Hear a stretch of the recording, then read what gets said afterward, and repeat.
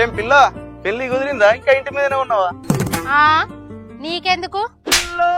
అయ్యో చెప్పరాదు, ఏదో మరదలువని అడిగిన. అబ్బా అట్లనా? అయినా నన్ను చేసుకోమంటే చేసుకోకపోతేవి, ఇప్పుడేమో పెళ్లి అయితే లేదని బాధపడబడితివి. ఏం లాభం? నేను బాధపడతానని నీకెవరు చెప్పిండ్రు? అయినా ఏంది నిన్ను చేసుకునుడా? ఆ నన్నే. అయినా నాకేం తక్కువ?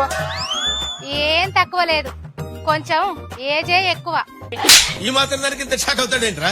సప్పుడు వేయకుండా తిన్నదరగదాకా ఇట్లా చెట్ల కిందనే కూసో.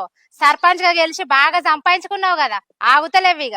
చేసుకున్న పెండ్లాన్ని ముందుగా మంచిగా చూసుకో, ఊరి మీద మందిని తర్వాత చేసుకుంటావు కదా. అంత పెద్ద మాట అంటే ఆ పిల్లకు మన విలువ తెలియదురా. అయినా నేనేం ఫీల్ అయితలేనురా.